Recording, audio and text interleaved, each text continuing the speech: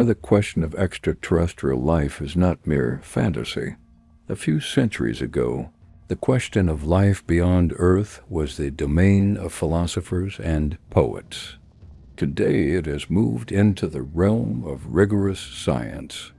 Astrophysics, biochemistry, planetary science, and computer science are coming together to answer an ancient question. Are we unique in the universe? Modern cosmology says our Milky Way contains hundreds of billions of stars. Most of them have planets. And even if the fraction of habitable worlds is tiny, statistics still favor life.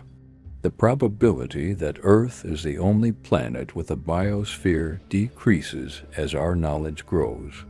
Interestingly, as technology has advanced, society's attitude toward this topic has also changed. Whereas in the past an alien was associated with a little green man from science fiction, today it more likely refers to a possible microbe on Mars or traces of organic matter on a distant moon of Jupiter. From myths to microbes, how humanity has sought intelligent companions. The history of the search for extraterrestrial life is longer than it might seem. Even in antiquity, philosophers debated the multiplicity of worlds. Epicurus believed that atoms are eternal and infinite, and therefore there must be many worlds. Medieval Europe rejected such ideas as heretical, since it was believed that God had created only the earth. The Renaissance revived the courage to think broadly. Giordano Bruno argued that there are countless inhabited worlds in the universe, a belief for which he paid with his life. In the 19th, 20th centuries, the question became scientific. After the invention of the telescope, people saw the seas and canals on Mars for the first time. These lines, drawn by Schiaparelli and Lowell, gave rise to the hypothesis of a Martian civilization, inspiring generations of writers and scientists. Later, it turned out to be an optical illusion, but the interest never faded. When humanity learned to launch satellites and landers, romance gave way to precise measurements. Space ceased to be a realm of myths. It became a laboratory. Life as a physico-chemical phenomenon. To search for life, we need to know what exactly to look for. Science defines life not as something animated, but as a process of metabolism capable of self-replication and evolution. All living systems on Earth are based on carbon, water, and DNA, but these elements are universal. Carbon is the fourth most abundant in the galaxy, while hydrogen and oxygen are the first two. Therefore, the chemical basis of life is not unique. The molecules necessary for life, amino acids, simple sugars, lipids, have been found in meteorites and even in interstellar clouds. Radio telescopes detect the spectra of complex organic compounds in protoplanetary disks. This means that the building blocks of life are scattered across the universe. The only question that remains is, under what conditions do they assemble into something living? Astrobiologists are searching for the answer. Their approach is simple. Look for planets with liquid water, energy sources, and a stable atmosphere. Everything else nature can figure out on its own. Extremophiles, life on the edge of possibility. For a long time, Earth seemed like a fragile oasis in the cosmic desert. But by the late 20th century, scientists discovered that life not only survives, it thrives in conditions once thought to be lethal. At the bottom of the oceans, in black hydrothermal vents, water temperatures exceed 110 degrees Celsius, but archaea live there. In Antarctica, inside frozen lakes, bacteria remain active at 20 degrees Celsius. Life also thrives in the acidic geysers of Kamchatka and in radioactive mines. Such organisms are called extremophiles. They have shown that life does not require ideal conditions, only stable energy sources and protection from chaos. This revolution has changed our understanding of the limits of possibility.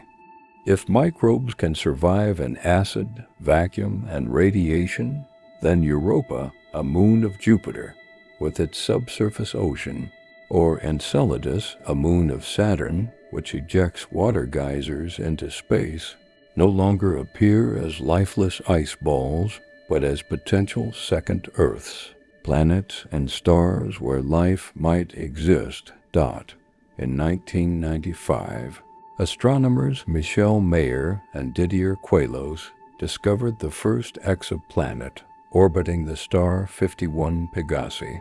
Since then, tens of thousands of such worlds have been found. Some are gas giants, while others are rocky, like Earth. The key concept here is the habitable zone, the distance from a star where temperatures allow liquid water to exist. For the Sun, this range is roughly from the orbit of Venus to the orbit of Mars. Modern telescopes, such as Kepler, TESS, and James Webb, have learned to detect planets by the tiniest fluctuations in a star's light when a planet passes in front of it. This allows us to measure the mass, radius, and even the atmospheric composition of exoplanets. Some worlds are already contenders for the title of second Earth: Kepler 452b, TRAPPIST-1e, LHS-1 140b. We cannot yet see them directly, but spectroscopy allows us to detect the presence of water, methane, and carbon dioxide. According to statistics, there may be up to 10 billion Earth-like planets in our galaxy alone. Even if life arises on only 1 in 1,000, that still leaves millions of such worlds. Traces of water, methane, and oxygen. Biomarkers in the universe. How can we tell if there is life on a distant planet if we cannot reach it? The answer is through light. When a planet passes in front of its star, some of the starlight passes through its atmosphere. By analyzing the spectrum, scientists can see which gases are present. Some of these are biomarkers, that is, substances that are difficult to explain without the involvement of life. For example, oxygen. On Earth, it is produced by plants and cyanobactere, methane, forms during the decay of organic matter and through the respiration of certain bacteria. Ozone, a byproduct of oxygen in the atmosphere.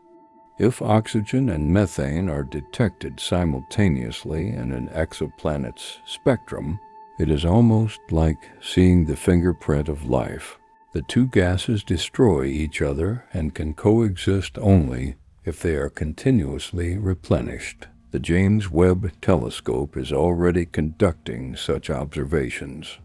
In 2023, it detected signs of carbon dioxide and water vapor in the atmosphere of the planet K218b for the first time. This is not proof of life, but it is a step in that direction. Biomarkers are the language through which planets can speak to us, even if light years separate us. Mars, Europa, and Enceladus, the nearest candidates for life. If searching for life far away is still difficult, it makes sense to start nearby. There are several worlds in the solar system where conditions are potentially suitable. Mars, the prime candidate, at once had oceans, rivers, and a thick atmosphere. Orbital spacecraft have found traces of dried-up riverbeds and minerals that could have formed only in the presence of water. They Curiosity and Perseverance rovers have discovered organic molecules and fluctuations in methane levels in the air. The source of this gas is still unknown, geological or biological, but its very presence is mysterious. Europa, Jupiter's moon.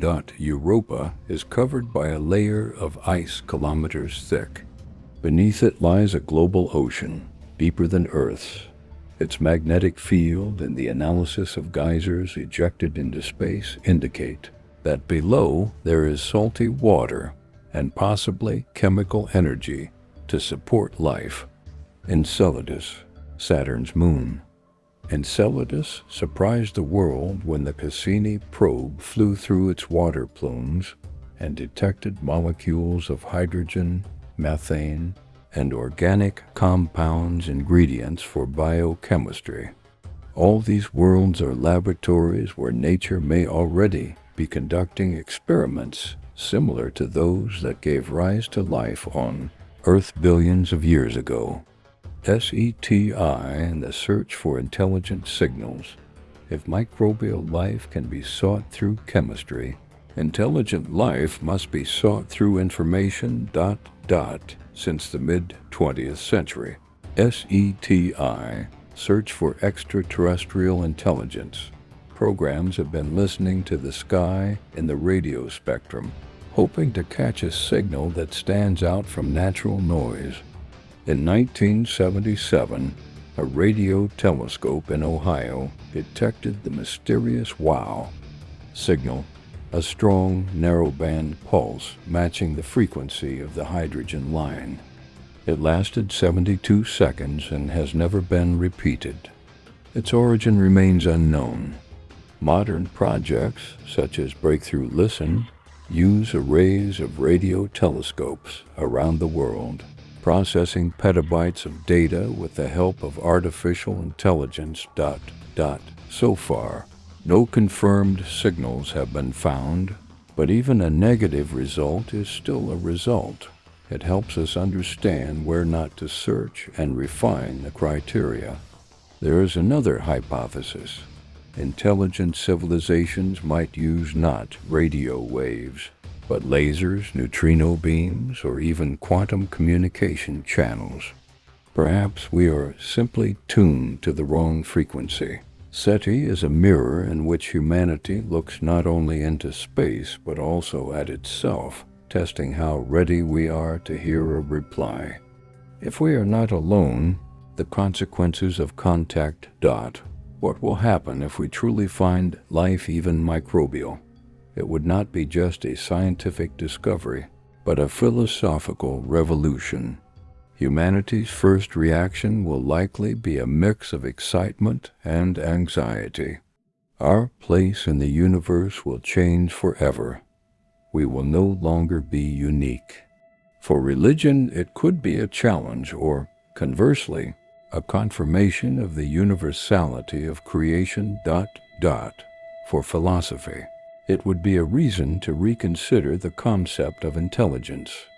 Perhaps it does not necessarily have to be human. For science, it would be the discovery of a new biochemical principle, a new second genetics. If we are talking about an intelligent civilization, the consequences would be even greater. International organizations are already discussing protocols for responding to contact. There is the SETI Declaration, which stipulates not to reply to a signal without the global consent of humanity. But perhaps the first contact will not be a conversation, but an observation. We might simply detect traces of an ancient civilization, satellites, debris of megastructures, or chemical signs of technological activity. The future of the search. Artificial intelligence, quantum telescopes, and the chance of a reply. 21st century. Technologies are making what sci-fi writers dreamed of possible. New telescopes. James Webb, ELT, Nancy Grace Roman, will be able to analyze exoplanet atmospheres in unprecedented detail. Artificial Intelligence is already helping to filter massive volumes of data, highlighting the tiniest anomalies that the human eye would miss. In the coming decades, the following missions are planned: Europa Clipper 2026 will explore Europa's subsurface ocean. Dragonfly, a multi-purpose drone capable of searching for organic compounds in the atmosphere. LaVoire, a giant future space telescope capable of directly imaging Earth-like worlds. There are also bold ideas, sending nanoprobes to Alpha Centauri using a solar sail and laser propulsion. They would reach the system in 20 years and transmit images of the nearest exoplanets. Each of these directions is a step toward a possible answer, ... Perhaps within a decade, we will see for the first time not just a dot on a screen, but a blue world with clouds and green patches of vegetation. Conclusion: us and them. For the first time in millions of years, humanity has learned to look beyond its own sky. ... We are no longer just observing the stars, we are searching for our own reflections among them. The paradox is that the search for extraterrestrial life tells us more about ourselves than about anyone else. ... We learn that life is not a fragile miracle, but a cosmic property of matter striving for organization. ... And that intelligence is not a privilege of a single species, but a possible stage in the evolution of the universe. And even if we never find others, the very act of searching unites us. ... After all, to understand whether life exists in the universe, we must first learn to protect the life that exists here on our own Earth.